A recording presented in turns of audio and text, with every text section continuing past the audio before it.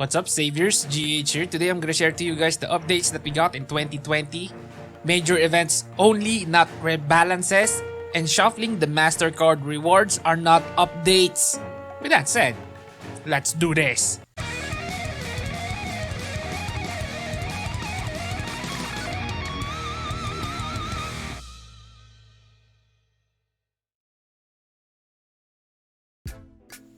Before we start, guys, if you wanna see the old patch notes videos about each of the major updates, there's a link in the description.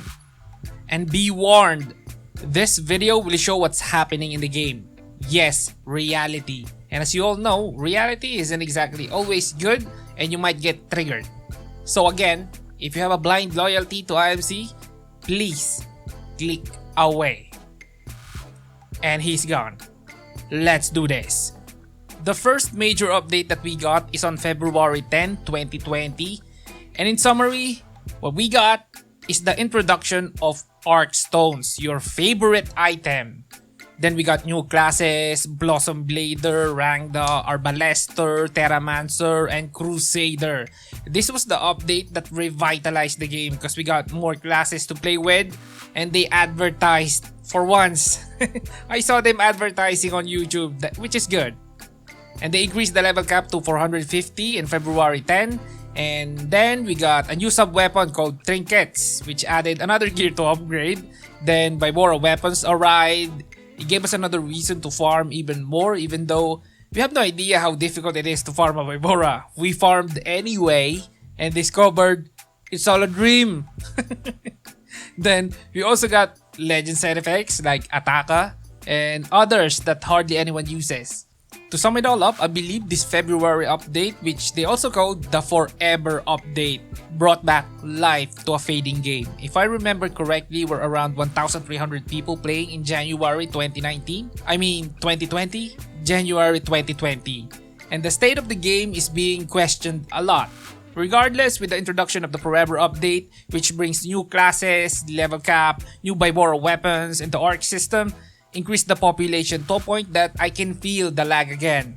After 3 months, we got another major update on June 1, 2020. And what we got is the Assister content.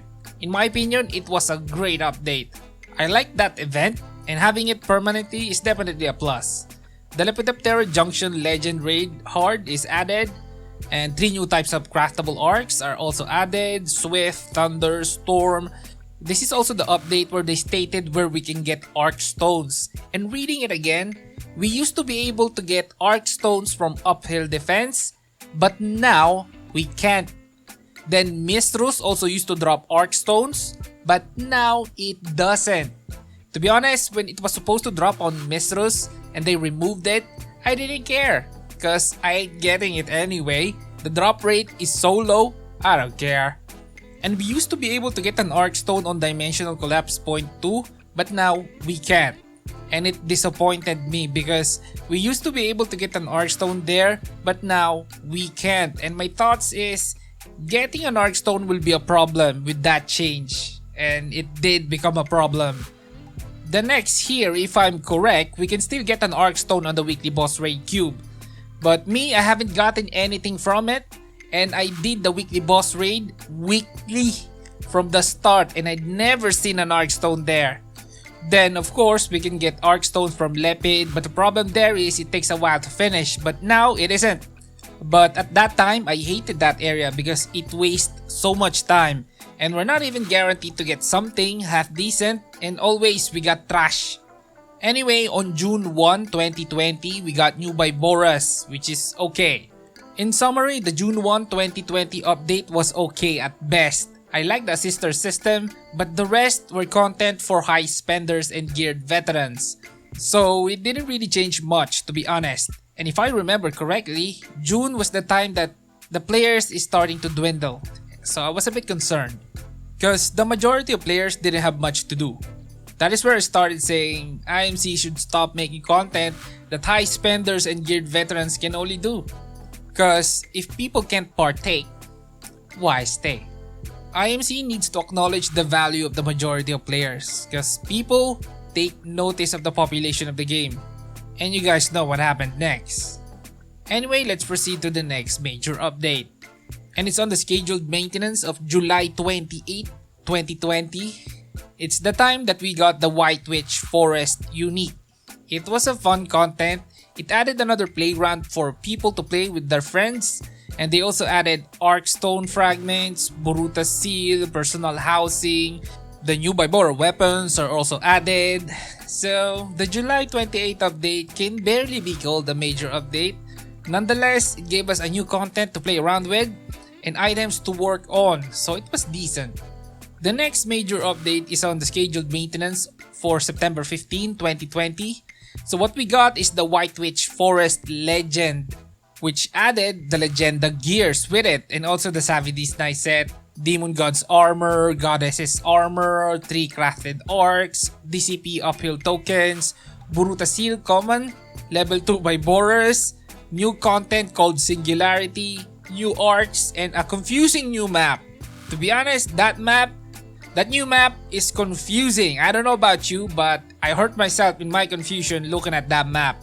In general, this is the real major update of 2020. It gave us a lot, but most of it are whale stuff that the majority of players are not able to get or do. And in the end, it did nothing to bring back the players we lost. And in the last update of this year, on November 17, we got a new hunting ground boss that caters only to the super whales again, called Telharsha. Then Lepidoptera Junction Legend Solo, which is nice in my opinion, but I know most of you are crawling in that Legend Solo cause it has too much HP. Then we also got White Witch Forest Unique Solo, which nobody cares about. And a new content called Joint Strike Raid, wherein the veterans and pay to win see who has the biggest whale in the party. And then they added solo mode for challenge mode, which surprised me because most of the newer players liked it. And I was like, why not just do the normal CM? It's not that difficult anymore.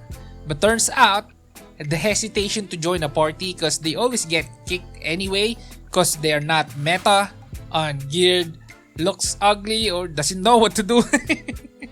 Looks ugly, no, scratch that. Anyway, point is, they like the solo mode in CM because now they can farm in peace and in their own time.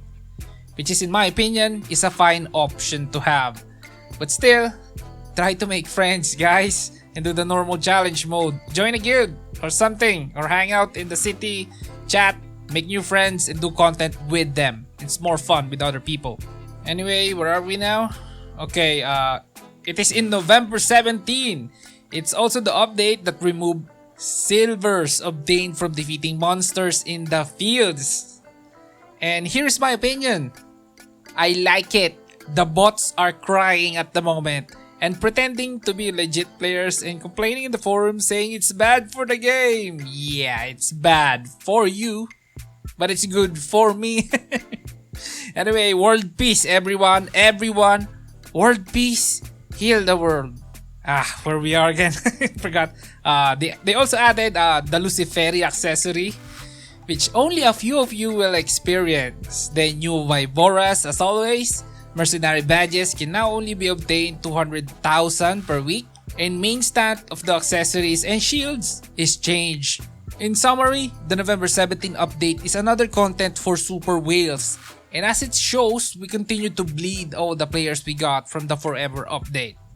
The updates that we got in 2020 was decent in general. It gave us something to look forward to, but also shown that IMC don't really care for the majority of players.